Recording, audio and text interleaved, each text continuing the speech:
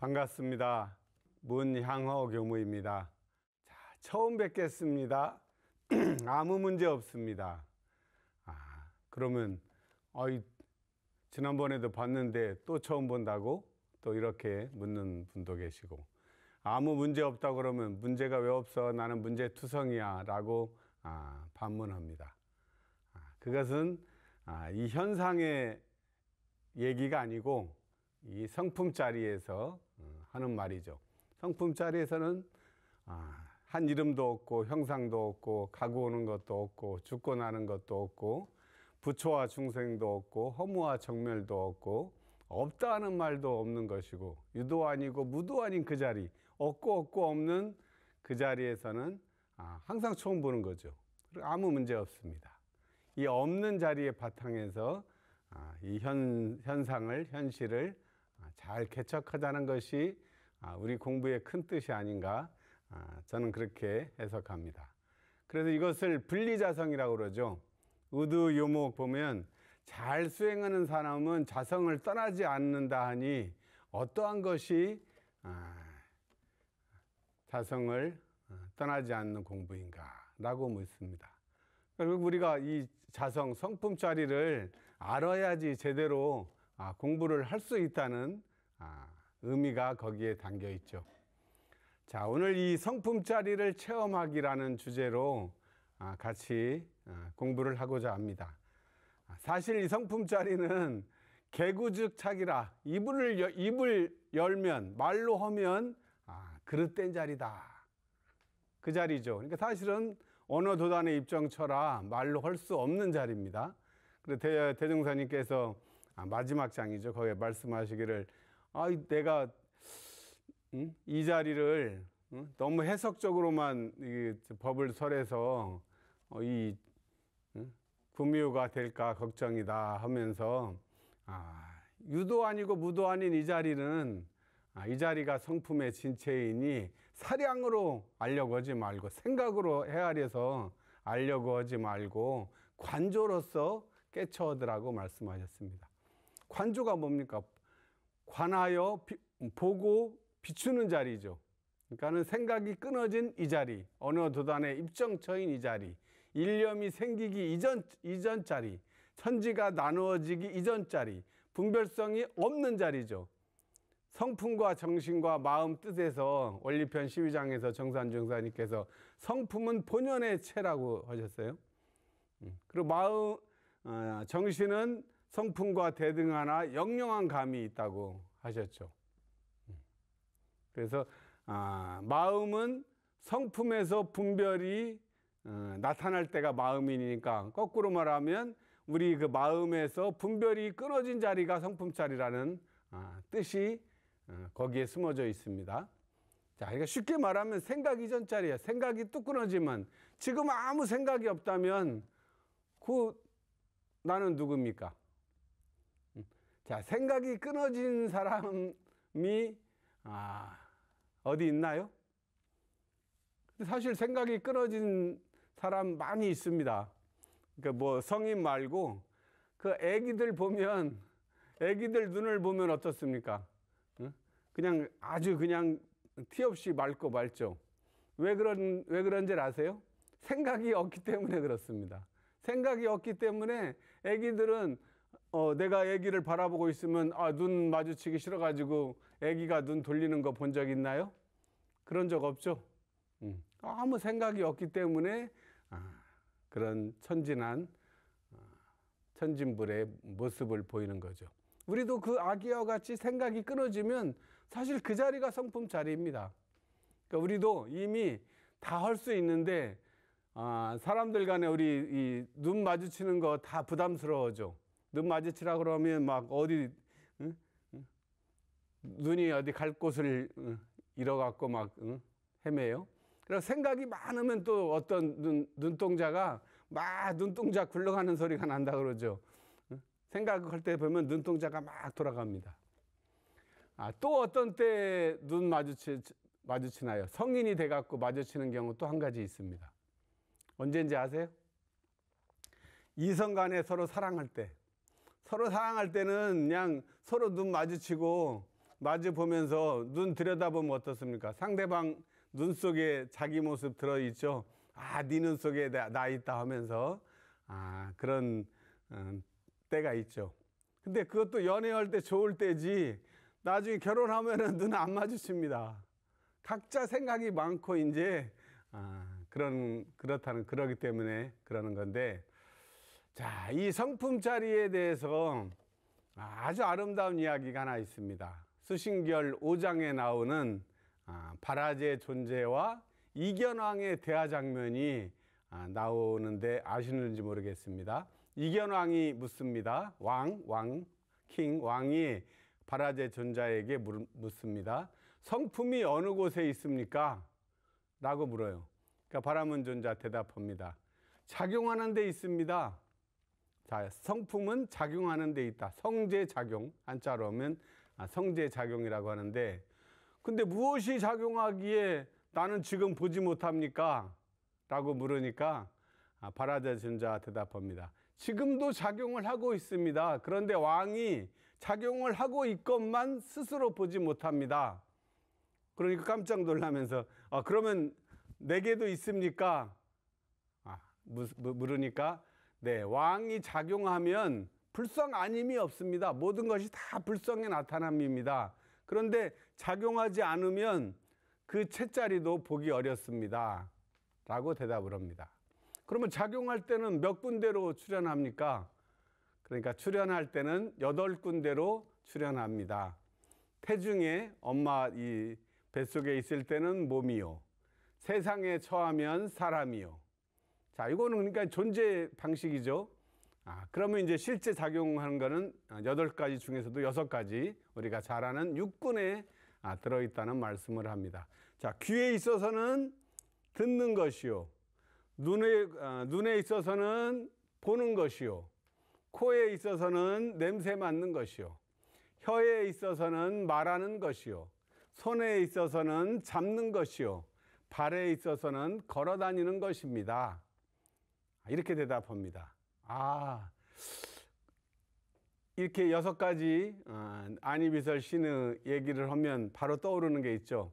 바로 일원상 법어의 이 작은 이런 원상 6개죠. 이 원상은 눈을 사용할 때 쓰는 것이니 원망부족한 것이며 지공무사한 것이로다. 이 원상은 귀를 사용할 때, 코를 사용할 때, 몸을 사용할 때, 마음을 사용할 때 쓰는 것이니 원망부족한 것이며 지공무사한 것이로다. 와 같은 구조임을 우리가 알 수 있습니다. 자, 이때 핵심은 뭡니까? 육군이 우리는 그 이원상은 육군 하면 육군에다가 이 초점을 맞추는데 그것이 아니고 핵심은 육군이 아니라 그 육군을 사용하는 그 본체 자리인 이 원상에 초점을 맞추셔야죠. 이 원상을 불성이라고도 하고 성품이라고도 부르고 내 안의 성품이니까 그때는 자성이라고도 부르고 뭐 이 자리를 부르는 이름은 한 30가지 되는 것 같아요. 제가 한번 이렇게 세보니까 뭐 우리가 말하는 한물건, 뭐 한마음, 형체가 없는 무령단자, 그 수신결에 보면 영력 고명하여 무령단자라, 뭐 여러 가지 이름이라고 부릅니다. 뭐 이것이라고도 부르고 뭐라고 불러도 상관없어요. 자, 지금 제 소리를, 제 말을 듣고 있죠. 자, 누가 듣습니까? 귀가 듣나요? 귀는 그 소리를 듣는 기관에 불과한 것이고, 진짜 듣고 깨달아 아는 놈, 그 놈이 바로 이 원상이고 우리의 성품입니다. 그러니까 따로 어디 어디 초월해서 어디 따로 있는 것이 아니라 지금 제 모습을 보고 알아차리는 그놈이 성품이고, 그 소리를 듣고 깨달아 아는 그것이 바로 우리의 성품이라는 거죠. 네. 이 성가에 보면 이 탁자 3번 치고 들리는가 이렇게 잘 묻습니다. 뭐 탁자를 3번 쳐도 되고, 네가 까마귀 울고 우는 소리를, 까치 우는 소리를 듣느냐, 지저귀는 소리 듣느냐 18장에 그렇게 묻죠. 다 마찬가지예요. 귀로 다 소리잖아요. 이 소리를 뭐 탁탁탁 이 소리가 아니라 이 소리를 듣는 그놈이 바로 성품이라는 거죠. 누가 듣습니까? 귀가 듣나요? 귀는 도구일 뿐 그 소리가 나오는 그 구멍, 그 자리가 바로 성품입니다. 그래서 자리예요, 자리. 고정된 실체가 아니기 때문에 자리라는 표현을 쓴 겁니다. 자, 우리가 자리라고 하면 뭐 지하철 타면 이거 자리 잡아라 그래요. 자리 잡어. 그러다가 막 힘들게 뭐 자리 나면은 막 뛰어가 갖고 잡고 그러는데 정작 내릴 때 되면 어떻게 됩니까? 그 귀한 자리를 내릴 때는 어때요? 전혀 헌신짝 버리는 것보다도 더 그냥 신경 안 쓰고 그냥 내립니다. 그러니까 필요한 때 자리예요. 그러니까 필요한 때, 작용할 때 나타났다가 작용이 끝나면 사라지는 거죠. 자, 여기에 좋은 또 비유가 하나 있습니다. 비유예요. 잘 이 비유의 뜻을 한번 헤아리시기 바랍니다. 자, 여기 굶주린 개하고 사자가 있어요. 이게 제가 만든 말은 아니고요. 이거 원래는 뼈다구입니다. 그 굶주린 개와 사자가 있는데 이 사람이 뼈다구를 던집니다. 그러면 어떤 일이 벌어질까요? 그러면 개는 쏜살같이 그 뼈다구를 먹으려고 쏜살같이 달려갑니다. 그런데 사자는 어떻게 할까요? 사자는 그 뼈다구를 잡으러 갈까요? 아니면 다른 행동을 취할까요? 한번 생각해 보세요. 사자는 그 뼈다구를 던진 사람에게 달려갑니다. 그게 훨씬 더 먹을 게 더 많지 않겠어요? 뼈만 있는 게 아니라 살까지 다 있는 거죠.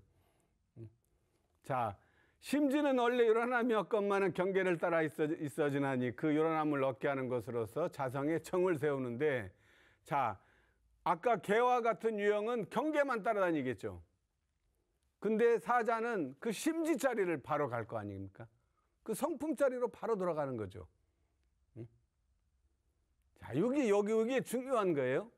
자, 그러니까 자성의 정과 해와 계를 세우는 게 일상수행요법 1, 2, 3조인데 그럴 때 요란함을 얻게 하는 것, 어리석음을 얻게 하는 것, 그름을 얻게 하는 거냐고 요란함, 어리석음, 그름을 가지고 그냥 씨름을 합니다.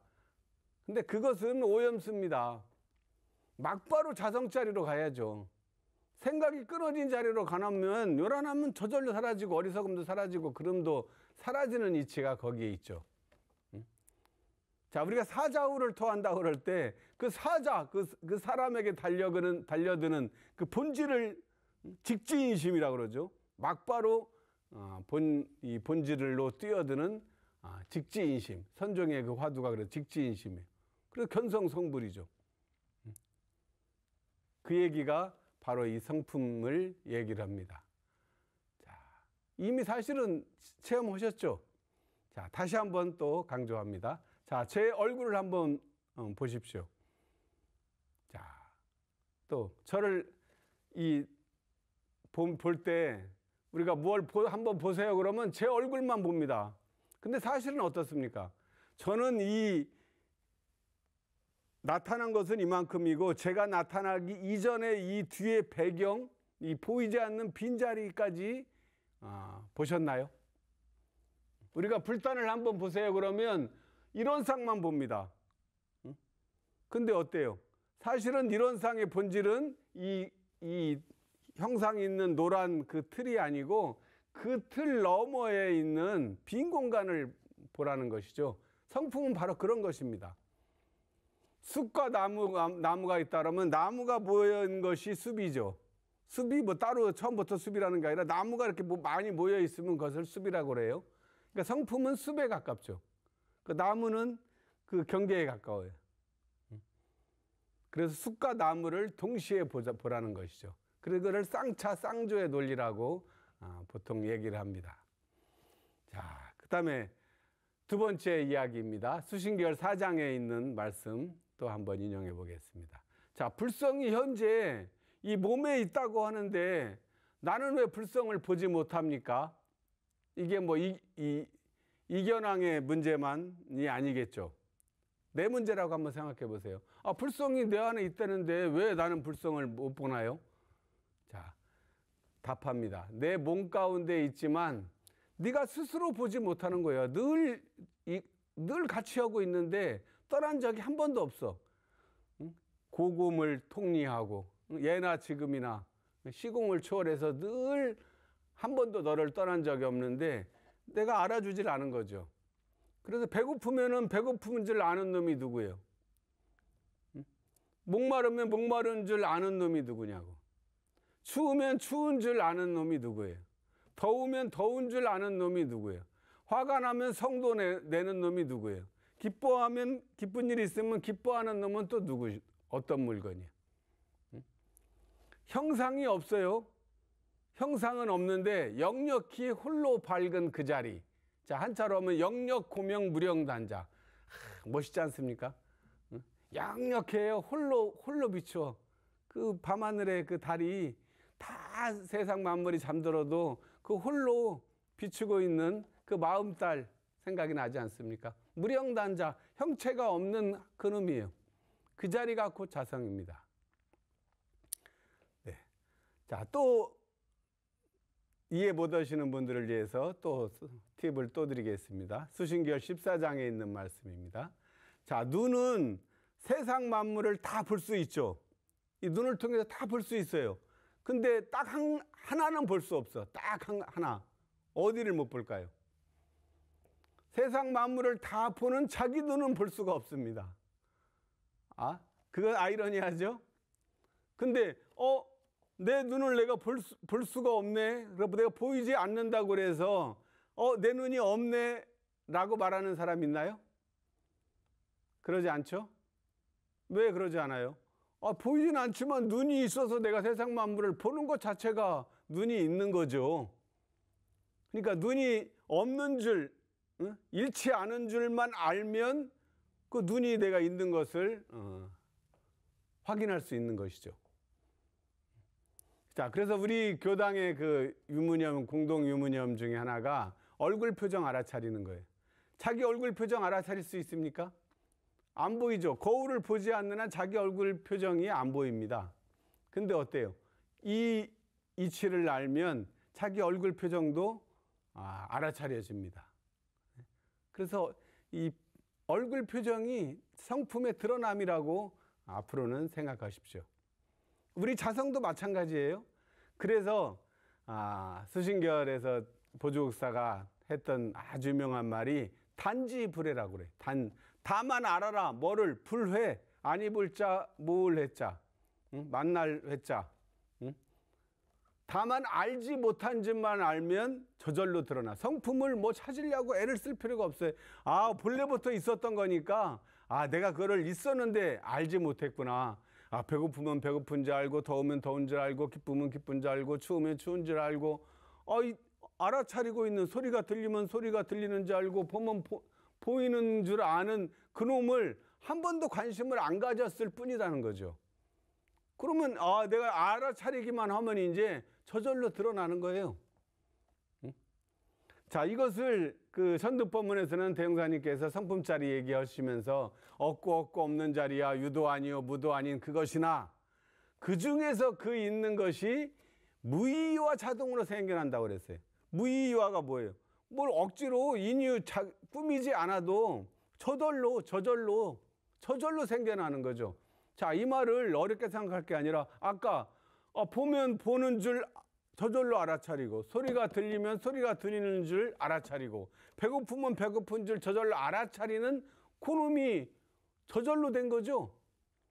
자, 우리가 심장 박동, 심장이 24시간 한시도 쉬지 않고 그냥 주야장천 계속 뛰고 있습니다. 그렇지만 뭐 심장 뛰는데 내가 뭐 보태준 게 있나요? 그냥 알아서 다 하고 있죠. 자율신경은 다 알아서 합니다. 근데 우리가 그것을 관심을 안 가졌을 뿐이죠.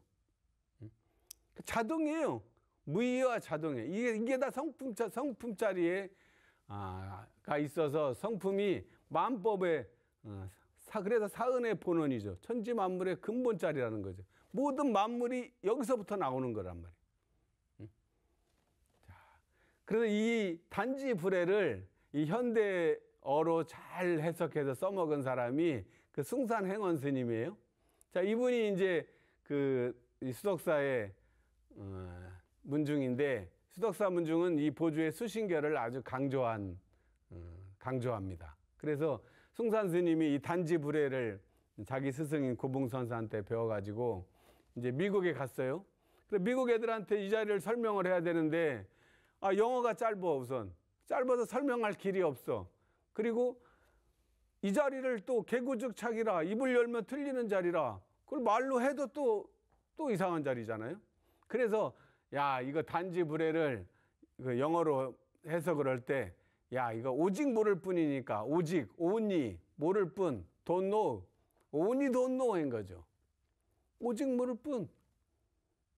그 분별이 딱 끊어지죠. 그냥 모르는 거예요. 지금 몰라요 한번 해보세요. 지금 여기 어디예요? 몰라요 하십시오. 지금 몇 시예요? 모르는 자리지. 그 자리는 시간도 없는 자리고 장소도 없는 자리니까. 그래서 생각으로 사량으로 헤아리면 멀어지는 자리니까 모르는 자리잖아요. 자, 이런상 서문에서 뭐라고 그랬습니까? 이론은 언어도단의 입정처라고 한 거죠. 그러면 입정처 이요 또한 동시에 유무초월의 생사문이라고 그랬어요. 자, 그래서 언어도단의 입정처는 이제 알겠어. 그러면 유무초월의 생사문은 이게 해석을 잘 못하는 것 같아요. 자, 그래서 제가 연마한 걸 바로는 유무초월이나 언어도단의 입정처는 저는 같다고 봅니다. 유도 아니요 무도 아닌 그 자리가 유무초월한 자리죠. 유라고도 할 수 없고 무라고도 할 수 없어. 유는 변하는 자리요, 무는 변하지 않는 자리나, 그 자리는 변하지 않는 자리라는 것도 없는 진짜 텅 빈 자리잖아요. 그러니까 유무초월한 자리지. 자, 근데 유무초월한 자리에만 있으면 대웅사님이 그게 끝이면 이러는 언어도단의 입정처요 유무초월한 자리이나 이렇게 하면 될 텐데, 유무초월의 다음에 생사문을 떴단 말이에요. 생사문이 뭡니까? 생사, 낳고 죽고, 음양, 뭐 동정 다 상대되는 의미의 대표를 생사라고 표현한 것 같은데, 거기에 문이라는 것을 넣었어요. 문. 자, 문이라는 게 아침에 일어나서 출근을 할 때는 현관문을 밀고 나가죠. 나가요? 그러면 내가 밖으로 나가면 문이 닫혀요. 그럼 문 입장에서는 생도 되고 사가 동시에 있는 거죠. 내가 나갈 때는 생의 문을 열고 사의 문은 닫힌 거예요. 그래서 일을 다 보고 저녁에 집으로 돌아와서 현관문을 열 때는 사의 문을 여는 거고 생의 문이 닫히는 거죠. 그러니까 사실은 동전의 양면이에요. 그때 때와 국가 상황에 맞게 잘 쓰면 되는 거죠. 그래서 생산문으로 이 전개가 된다는 것을 말씀을 하셨는데, 그래 이것을 이제 그 선에서는 적적성성이라고 합니다. 이 텅 비고 없는 언어도단 입정처한 자리는 고요한 자리니까 적적한 자리예요. 고요할 적, 고요할 적. 자, 근데 거기에만 머물면 안 되니까 성성해야 된다면, 성성은 뭡니까? 초롱초롱한 성자예요. 마음에 별이 뜬 거예요. 생각을 잘 해야 돼. 분별 없는 자리에만 머무는 게 아니라 낮에는 일을 할 때는 분별 없는 자리에 바탕에서 분별을 잘 해야죠. 동화에도 분별에 착이 없고 정화에도 분별이 절도에 맞이해야죠. 그래서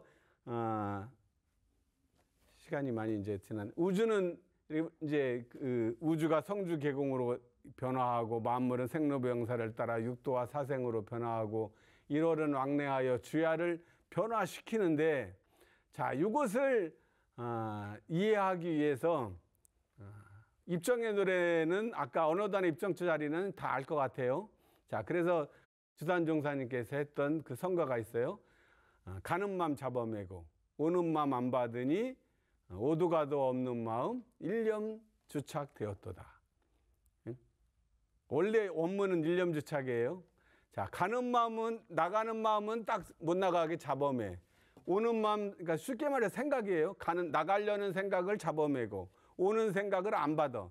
그럼 어때요? 생각이 뚝 끊어지겠죠. 오도가도 없는 마음이 일념 집중되었도다. 차단종 목사님께서 이제 공부인들을 위해서 살짝 바꿨는데 뜻은 같아요. 그 노력 자체는 일념 집중이죠. 자, 근데 그 자리가 어느 도안 입정처야. 오도 가도 없는 마음이 딱 적적한 자리죠. 근데 어때요? 거기에만 머물러 있으면 일념 주착이 되죠. 갈래야 원래 그 자리는 갈 곳이 없고 올래야 올 데가 없는 자리예요. 그리고 본연 청정한 자리잖아요. 근데 거기에 일념 주착하면 거기에 그 적적한 자리에 집착이 돼 있는 거예요. 응? 응무소주만 해야지 이생기심을 해야지. 응? 응무소주만 하면 어떻게 되겠어요? 이생기심을 해야지. 그래서 낭떠러지에서 손을 떼라. 그 자리에 집착하지 말고 그리고 건넜거든 배를 놔야지. 건넜으면 당연히 내려야지. 그게 힘들단 말이에요. 그래서 백적간도 그곳에서 용기 있게 한 걸음을, 그 성가가 그런 뜻이에요. 그 생사문의 경지를 지금 말씀을 하고 있습니다. 또 좋은 성가는 성가 107장 보면 심월송이죠. 저공의 밝은 달은. 여기에도 제가 말씀 지금 드린 내용을 잘 음미하고 이 가사를 한번 들여다보면 그 말이 그 말이네 하고 무릎을 치실 겁니다. 저공의 밝은 달은 다만 한낮 원체로 돼. 일천강에 당하오면 일천낯이 나타나고 그림자달이 나타난 거죠. 그리고 나의 성품 밝은 맘도 또한 한낮 원체로 돼. 일만경계에 당하오면 일만낯이 나타나. 그러죠? 그 일만경계가 아니라 아까 말한 대로 허공달을 본체를로 달려 들어가야겠죠. 또 2절은 뭡니까? 달 사랑하는 번님네야 강 밑에 잠긴 달은 참달이 아니오니 허공달을 사랑하고 마음 찾는 주인공아 경계에 착된 마음 참마음이 아니오니 본성마음 찾아보소. 자, 수행에 있어서는 고요한 밤 홀로 앉아 이 마음을 관아올 때 관조하는 거죠. 분별주착이 딸치 않아. 생각이 끊어진 자리고 무심적적 들어가니 그 없는 자리니까 무심이죠. 그리고 고요한 자리니까 무심적적 들어가니 적적요요 본연한데 고요하고 고요하지만 이 요요하다는 건 뭐예요? 막 이 무의와 자동적으로 움직이는 한 기운을 요요라고 표현했어요. 일각심어로 원명하다. 마음달이 둥글고 밝단 말이에요. 여보소 번님네야 이 심어를 구경하소. 구경해야지. 이 자리에 구경각이지. 도달해야 구경각입니다. 그래서 오늘 이 성품 자리에 대한 얘기를 여러 수신결, 이런상 서문, 이런상 법어, 성가 등을 이용해서 소개를 해드렸는데요. 하나를 알면 딱 하나로 꿰어지는 이치가 있죠.